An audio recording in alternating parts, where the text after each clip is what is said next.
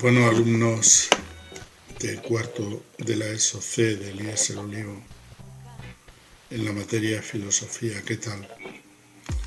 Bueno, pues nos vemos inmersos ya en la unidad didáctica 7, que como ya sabéis trata de la racionalidad teórica y la racionalidad práctica.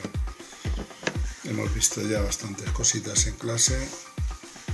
Vamos a presentar en este primer vídeo de la unidad un plano general de lo que vamos a ver, ¿verdad?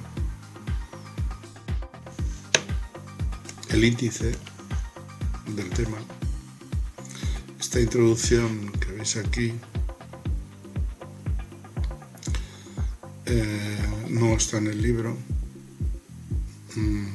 la he introducido yo para que sepáis fundamentalmente que no se trata de dos razones diferentes, la teórica y la práctica, como ya hemos dicho, sino de dos usos diferentes de una misma razón. Entonces será eso lo que deslindemos en esta introducción. Y después un segundo punto que podríamos llamar en busca de concepto de racionalidad en el mundo actual, después de la crítica que se llevó a cabo por los... A ver si podemos abrir un poco aquí. La crítica de la razón ilustrada llevada a cabo por los filósofos de la sospecha. Sí podemos construir, digamos, un concepto nuevo o una imagen nueva de razón. Bien.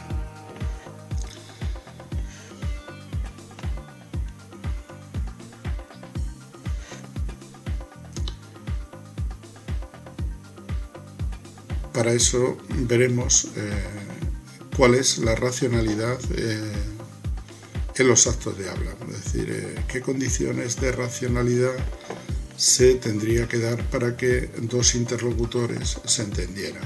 Bien. En el punto 2 estudiaremos un poco la racionalidad teórica, que consiste en las ciencias teóricas, la filosofía como ciencia teórica, y después terminaremos el apartado con un toque acerca de los límites que se imponen a la razón teórica, y nos centraremos en la crítica de la razón pura de Kant, muy brevemente, por supuesto. En el punto 3, la racionalidad práctica.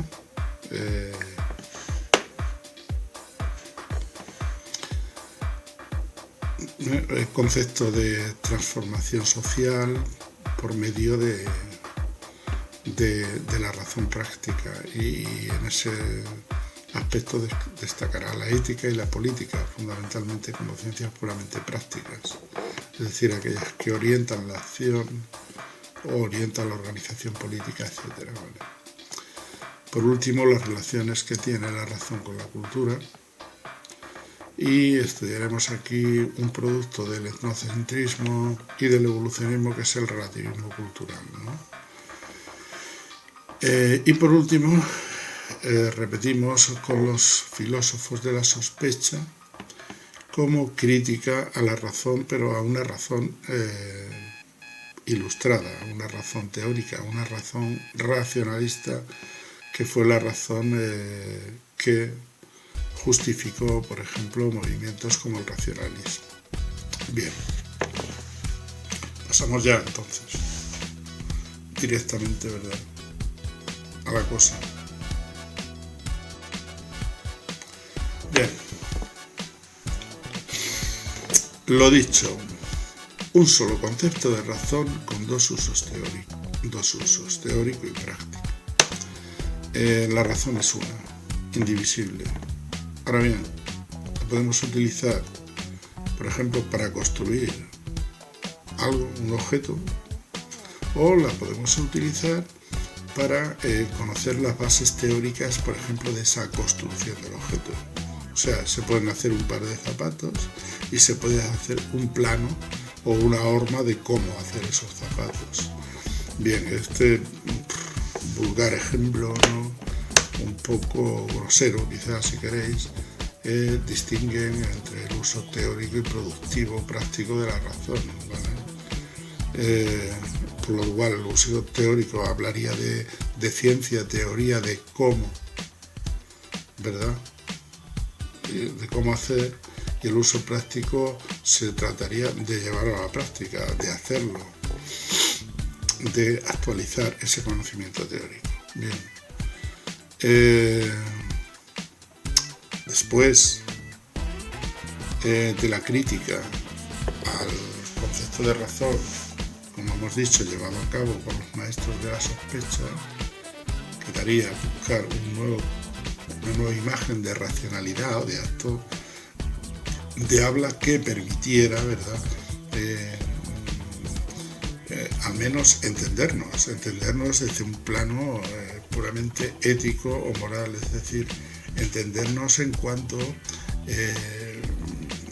buscar unas leyes, por ejemplo, que nos gobiernen, que sean racionales, o buscar formas de comportamiento racional, etc. Por lo tanto, habrá que ver qué condiciones pragmáticas se darían a un acto de habla para que sea racional o inteligible.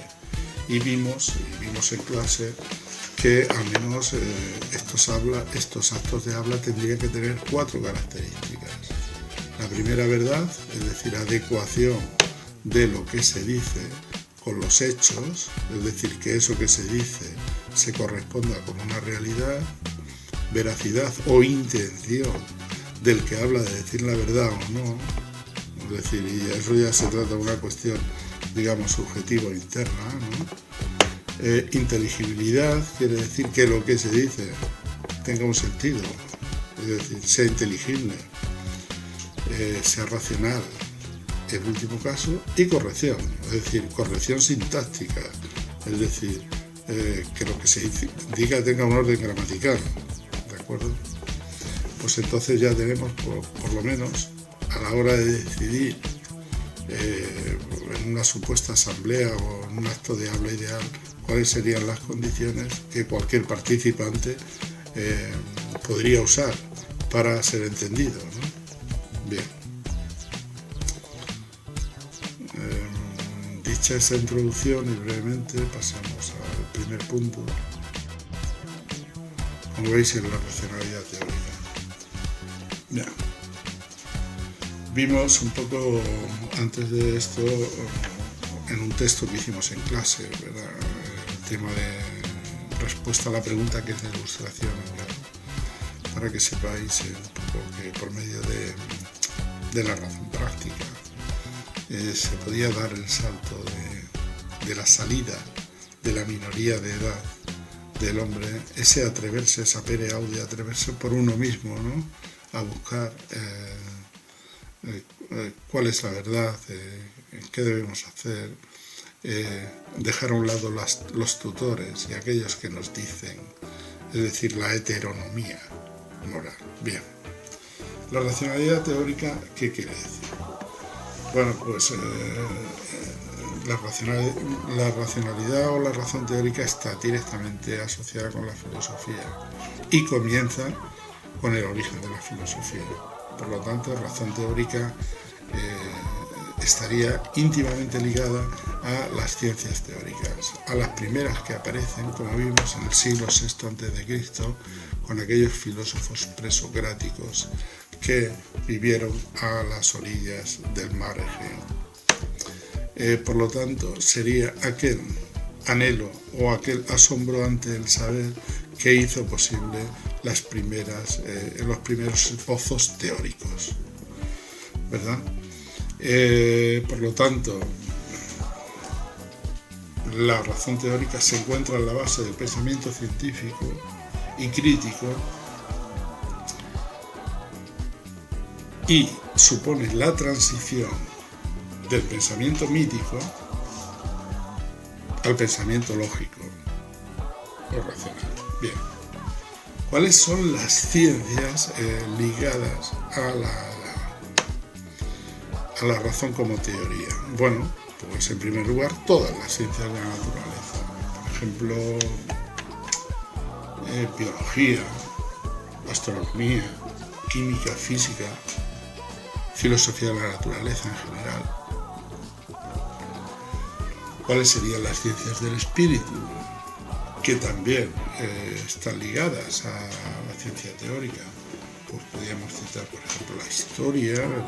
La filosofía, la metafísica, la psicología, podría ser a la vez ciencia de la naturaleza y ciencias humanas, etc. Bien, y diréis, ¿y cuál es el tribunal, digamos, o qué saber va a ser el que deslinde estos tipos de ciencia?